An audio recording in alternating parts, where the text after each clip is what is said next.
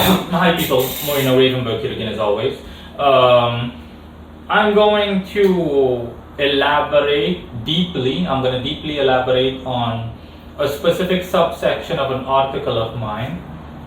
You can find the link to the article in the description below. It's called The Importance of Astrology and Tarot in the Occult. This was an article, this was an article that I wrote in 2017, quite a while ago, 4 years ago to be precise or exact. And long story short, in it I have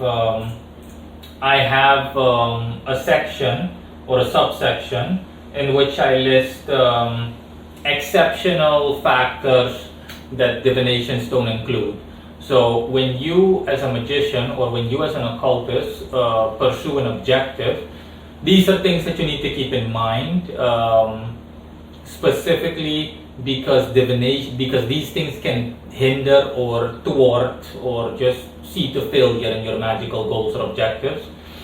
And and divinations, generally speaking, such as astrology and tarot cards, will also not indicate these, generally speaking. They won't include these exceptional factors in your forecast. And I'm specifically going to elaborate as deeply as possible in the first one, which is a lack of opportunities and resources. So yeah, let's get to it, okay? By that, of course, I simply mean that in general, when you as a magician or an occultist or someone that practices magic of any kind, when you want to accomplish something, you have an objective or a goal in mind, and you want to see results, of course. You want to obtain specific desires and results.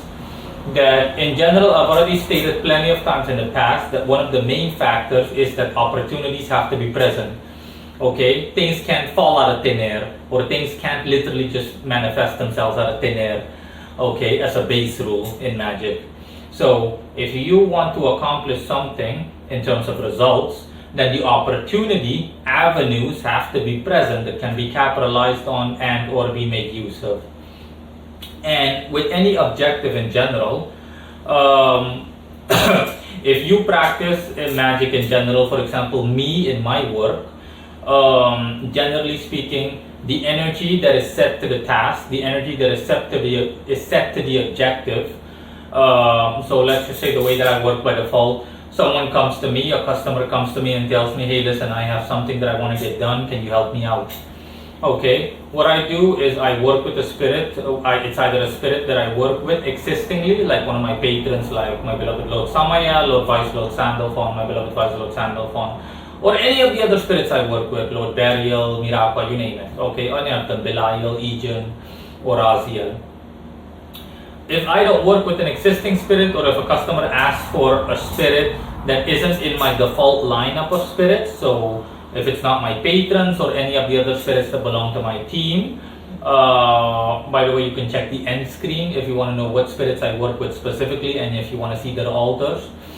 Again, you can see the end screen for that. Wait until the end of this video. Then I simply work with a spirit that a customer specified specifically, like Separ, for example, or Astaroth, you name it. And how it works is that my patrons, either one of my patrons or both of them, or a combination thereof, they simply transfer the energy that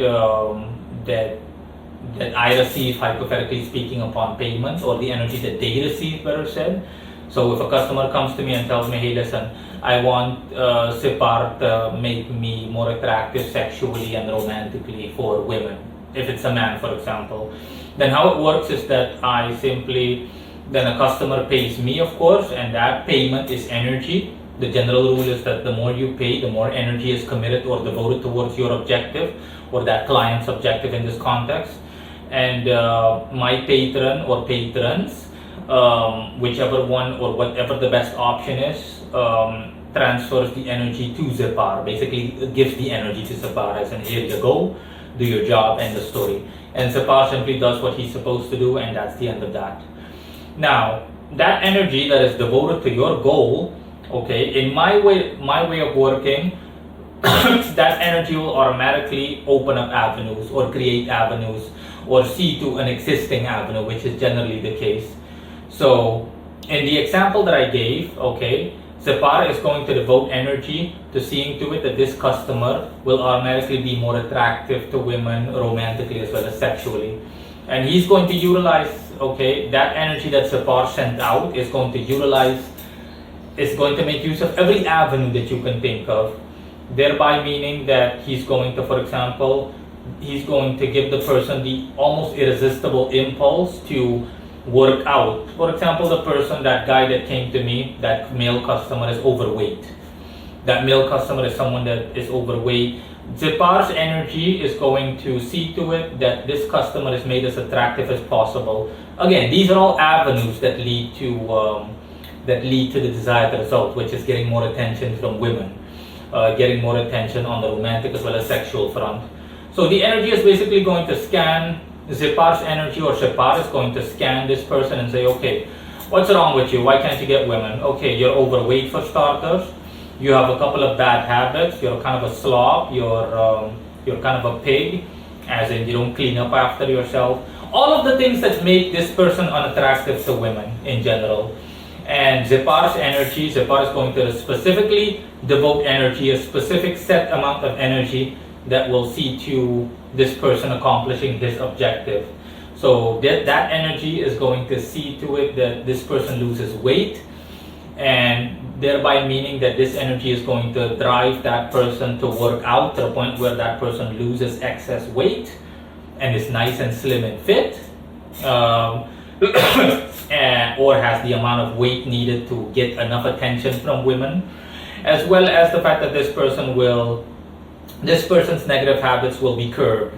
Curbed as in they'll be adjusted in such a way that that this person will clean up after himself and actually be neat and clean to the point where this person will be more attractive to the opposite sex or the opposite gender, in keeping with his desires. See, there you go. That's how a goal works in detail, okay? But as you can tell, it's all about avenues. Generally speaking, the energy, in my way of working, like I said, the energy will see to opening up avenues itself. The energy will automatically either find every imaginable opportunity or opportunities that can be capitalized on. And if that is not possible, or if there are no opportunities present, then it will seek to create those opportunities. But creating opportunities or avenues via which magic can manifest is a lot harder, or substantially harder, significantly harder.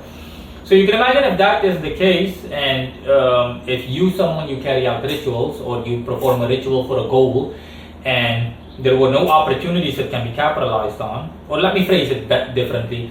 If you practice magic and you simply devote energy to a specific goal or objective, and nothing happens, results are not present, the working is a failure, then that means, if you work the way I do, that the opportunities either were not present, or there were no opportunities and or avenues that could be capitalized on, both present as well as created, and as well as the fact that creating opportunities was not doable because there wasn't enough energy, or because there was simply no avenue that could be created.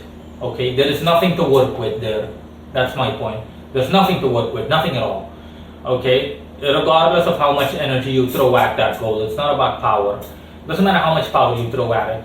If there's nothing there to work with, then yeah, there's nothing you can do, so to speak. And that's how important this is, okay? If you still are adamant on your goal being realized, this is how much perseverance, this is where determination. By the way, you can also wait until the end of this video to see a video about the importance of perseverance and being determined. This is where determination comes in, okay? If you really want what you want, you really want your objectives to succeed. And a lot of people, like I said, a lot of people are nonchalant, they're lazy. Don't expect things to come easily to you. If you really want something, you're going to hypothetically speaking, have to break your back to get that. You're going to have to bend over backwards, because it's not going to come falling out of the sky. It's not going to come falling out of the sky, nor is it going to come falling out of the sky with any amount of regular input, or even above regular input. You really need to be willing, I repeat, you really need to be willing to go above and beyond in order to obtain whatever it is that you want to obtain. You really need to push the envelope above and beyond. Only when you've done so can you say to yourself, okay, I really tried and over again, and I know for a fact that I did everything right and I applied everything correctly and still no results. To the point where I'm not willing to put more effort into it or any more thought into it than I already did. Only then can you call it quits. Then you can say to yourself, okay, I'm well within my rights to quit. In any case, okay, that was just a sideline subject that I was going to mention in relation to determination. Anyways, back on point. If you really are adamant on getting what you want in the way of results or your objective, then you need to look if there is any avenue that you can open up, any avenue that you can create for yourself, any way that you can actually get things going for yourself. And then you can actually focus back on Magick and then focus your energy, if need be, focus or redirect any energy, the initial energy that you redirected towards your goal, towards that objective again. Because then, once an avenue is open, the energy will be able to do its work efficiently. To understand exactly what I mean, if there is anyone out there that's watching this, of course, and that still has difficulty understanding what it is that I mean, I'm going to give a couple of examples, or at the very least one example, just off the top of my head. Okay, and I have a perfect example in mind that I did rehearse briefly in my head before recording this video. Imagine you've got a neighborhood that is under construction. Not under construction, a neighborhood that's newly built. This neighborhood is under construction or just finished construction or was just finished being constructed. It's a completely new neighborhood without an electrical grid. Okay, bear in mind, without an electrical grid. So there is no street lighting, there is no grid that leads to people's houses, there are no breakers in people's houses, nothing in the way of an electrical grid. Okay, now the local power plant in this given example has redirected energy towards that neighborhood to the nearest base station. A base station is simply like a subdivision where electricity is stored, to put it that way. Now, theoretically, you can argue that the neighborhood does have electricity, but see, this is the difference. The neighborhood doesn't have electricity in the way that is traditionally and conventionally and practically meant. Because you can also say, hey, listen, the neighborhood has electricity. Okay, the electricity is in the subdivision, it's in the base station. You go to that base station, boom, you've got an office-like setting, and you've got enough electricity there. You've got like 100,000 volts there that's circulating within that base station. There is electricity because the base station is in the neighborhood. It's located in the neighborhood. Theoretically, or technically, there is electricity present, but just not electricity in the way that we mean when we refer to having power or having electricity in a neighborhood. So what's missing here? What's the missing factor? Exactly, an electrical grid. You need a power grid. So that means that there have to be cables, electrical cables running throughout the entire neighborhood. There have to be breakers in people's houses. There has to be electrical cables that see to street lighting that lead all the way into people's houses through their breakers. And this entire electrical grid or circuit has to be connected to your base station. Only then will the electricity that is located within that base station, the electricity that 100,000 volts that was in reserve basically and is in circulation in that base station, only then will it be able to find its way via conduction, okay, through the entire neighborhood, and then it will have the desired practical effect.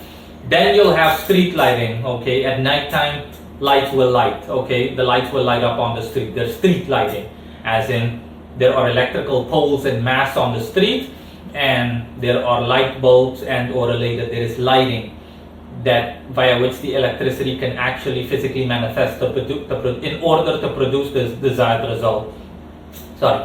In order to produce the desired result. There are cables running to people's houses that are connected to their breakers, and these people have lights in the way of in their house, okay, that are connected to the breakers. It doesn't matter whether they're light bulbs, whether they're general fluorescent lights, it does not matter. Bottom line is there is lighting, okay? There is enough, okay? There is an entire grid in every household, okay? So that the electricity can find its way all the way to all of these households, and in order to produce the desired effect, So when people turn on lights, lights indeed turn on. That's the desired effect that the electricity has. That's what I'm talking about. The missing factor here in this given example was an electrical grid. Okay, you need to have that electrical grid represents an avenue. Okay, the main avenue via which practical results can manifest. It's the same thing in Magick. Okay, when you commit a specific amount of energy to a goal or objective, the energy doesn't disappear right away. The energy in general circulates, especially if it's a heavy amount of energy. Of course, the potency of such energy also plays a part. If you commit a specific amount of energy, for example, you work with the spirit towards a goal. Let's just say that you own a company or you're a shareholder in a company and a big deal is about to go through, and you perform a ritual because you want this deal to go through, because this deal means a lot of money for you. It means that your company will be in good standing, even more so. For example, your company was a mediocre, semi-unknown company, and this deal going through will mean that your company will be number one domestically within your country of residence. Okay, your company will become the most well-known company in the entire country, as opposed to being a relatively unknown company. So, and you, of course, you really invest a lot of energy in this. You work with the spirit specifically, and you invest a lot of energy. You make a good deal of offerings to the spirit, and you say, hey, listen, see to it that this deal goes through. I'm really having my heart set on this. I really have my sights and heart set on this deal going through. When you do so, okay, and still unfortunately the deal does not go through, you're wondering, okay, what went wrong? In general, okay, provided that all the other factors were set in place, there was nothing else going against. There's nothing else that could have gone wrong.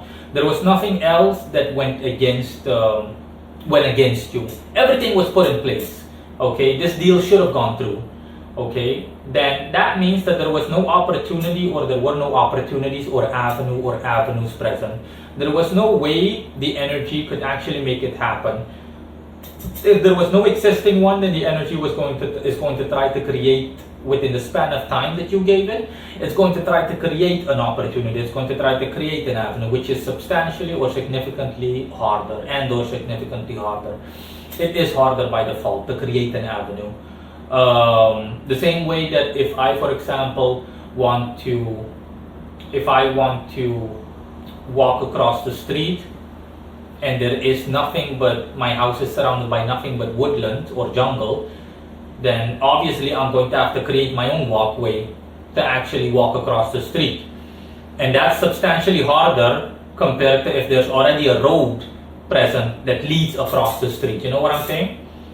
So if I literally want to walk across the street, but it's nothing but woodlands, that means that I'm going to have to literally either cut a way open and create a forest trail that actually leads across the street, or that's creating an opportunity yourself, which is substantially harder than if there was already an existing trail or an existing road there. All I have to do is cross the street, walk that road, and boom, I'm across the street. That's my point. That's the difference, okay? That's what I mean when I say creating an avenue is substantially harder. It's significantly harder by default. It's harder however you look at it by default, compared to making use of an existing avenue, an existing opportunity. That's what the energy is going to try to do. And if results were absent-minded, if the results were absent, there were no results present, then that automatically means that, yeah, the energy couldn't cut it. The energy could neither make use of any existing opportunities because there were none, as well as try to create an opportunity because it couldn't create an opportunity, because there is nothing there to work with. There are no means to create an opportunity. And yeah, if this is the case, then, and you really have your sights set on making this deal go through, in this example, you have your sights set on reaching your objective, you're that driven, as in, no, I really want this to happen. Okay, I don't care what I have to do as long as it's not immoral or illegal, but I'm not giving up on this. Fine. Then you need to simply see if you can create an avenue since the energy couldn't. If there is literally no way that you can make that deal go through for your company, it doesn't matter whatever you have to do. Bottom line is that if you're capable of doing so, then really put your best foot forward and create that opportunity, create that avenue, okay, in order to make it happen. Once that is done and you've actually created an avenue, or you managed to do so, you managed to create a realistic opportunity via which your goal can succeed. In this given example, via which your company can actually go through with this deal, or this deal can go through for your company, better said. Then you can revisit the whole energetic front. Like I said, the energy, usually speaking, especially if it's a large, substantial amount of spiritual energy, similar to electricity, it's going to circulate. The energy is not going to dissipate over the course of a day. No. It does become weaker with each passing day, with each passing moment, but slowly. Okay, the same way that water doesn't dissipate into thin air out of nowhere, it takes a good while for it to dissipate. Okay, provided that it's exposed to drought on an extensive level over an extensive amount of time. It's like having water in a barrel. Okay, water in that barrel is not going to just dissipate just like that. It's going to take a really long time for it to dissipate. If it's provided that it's exposed to like an extensive amount of drought, like 35-degree weather, it's ridiculously warm outside, it's hot even, then it's going to take what? In a regular average size barrel that's yay high, it's going to take what? Maybe like a month or two before it completely dissipates, maybe even longer. But my point is, energy works in the same way. For mundane goals, yeah, you can expect energy, especially, even for mundane goals, as well as the nature of said energy, specifically mercurial energies, you can expect it to dissipate quickly. Because mercurial energy by default does that, it dissipates quickly. But nevertheless, even mercurial energy does not dissipate just like that. For mundane goals, you can expect it to dissipate quickly. Just an average ritual, just minimal energy. You can expect that kind of energy to dissipate over like a week or less than a week, over a couple of days. Okay, in a couple of days, the energy will have become so weak that it's easily dismissible. But my point is, for heavy-handed goals, okay, with tremendous amounts of energy, and the example that I gave of a company, believe me, if you invested a month worth of energy, what's going to happen if the energy can find an avenue, and it can create an avenue in order to succeed, in order to bring about results for you, desired results, then the energy is going to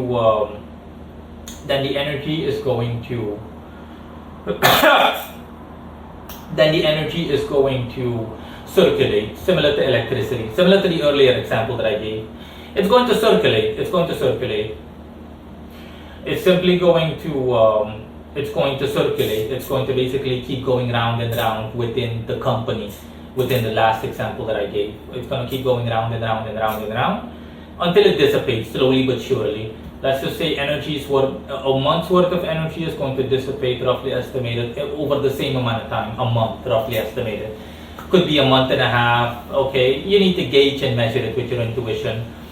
But in general, yeah, the energy is not gone. So what you can do, if you, for example, over the course of a couple of months manage to actually find an avenue for your goal to succeed, then you can start your ritual over again. If there's no energy present anymore, the energy is completely dissipated, so to the point where you can't reuse that energy, fine.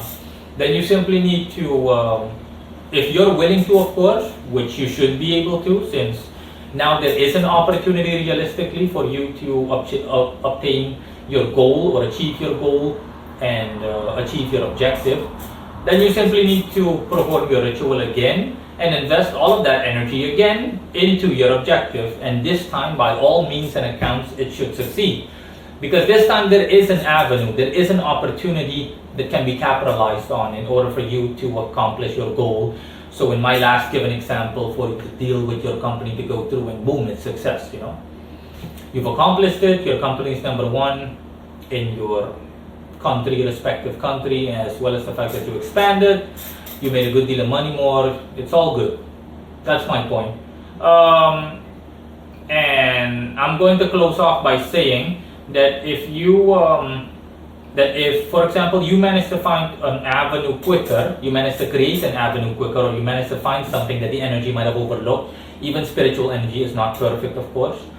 You manage to actually find something, okay, regardless of how hard it was, that the energy overlooked. You managed to find an avenue, an opportunity, okay. If you didn't create one, either you created or you found one, whatever, and you found one, for example, within a week.